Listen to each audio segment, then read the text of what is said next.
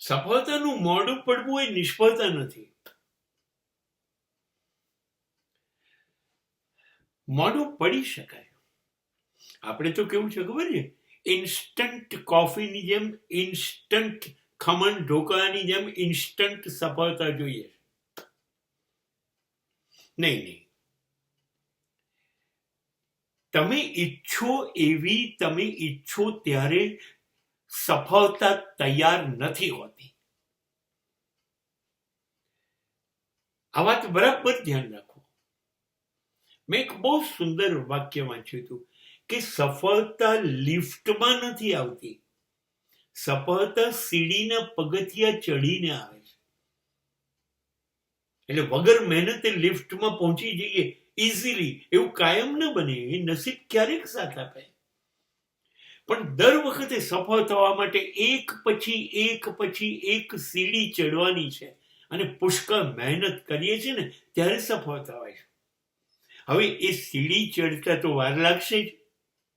5 માળ સીડી ચડીને જઈએ અને 5 માળ લિફ્ટમાં જઈએ તો લિફ્ટમાં ગયેલો વહેલો સફળ થઈ ગયો, ઓછી મહેનતે.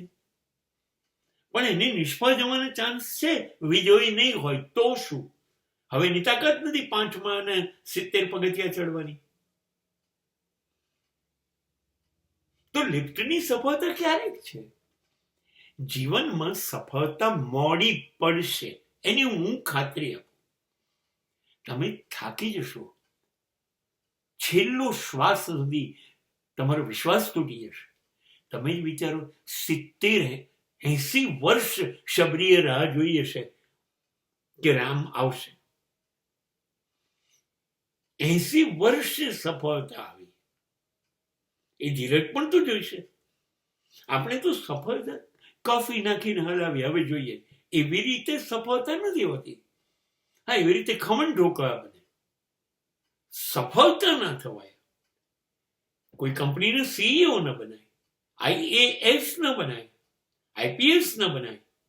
એના માટે રોજ 18 કલાક વાંચવું પડે, 18 કલાક મહેનત કરવી પડે, ત્યારે સફળ થવાય. એટલે સફળતા મોડી પડી.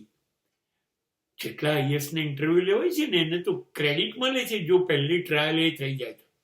નહીં, એને લાસ્ટ ટ્રાયલ સુધી લડવું પડે. સફળતા મોડી પડે એનો અર્થ એ નથી કે નિષ્ફળતા મળી ગઈ. ખાસ યાદ રાખીએ, સફળતા તમને આપવી ક્યારે? તમારી મહેનતના પ્રમાણમાં. એ ઈશ્વર અથવા અસ્તિત્વ પર આધારિત છે. તમારી ફરજ છે તમે લાજવાબ મહેનત કરો. ક્યારે તમારે સુધી સફળતા પહોંચાડવી એ અસ્તિત્વ ન કરશે. હવે એમાં મોડું થાય તો બૂમાબૂમ ચીસાચીસ ના કરો યાની જેમ બીજો પ્રયત્ન, ત્રીજો પ્રયત્ન, અને સફળતા કંટાળી જશે કે યાર જવું પડશે હવે, અને એ આવશે.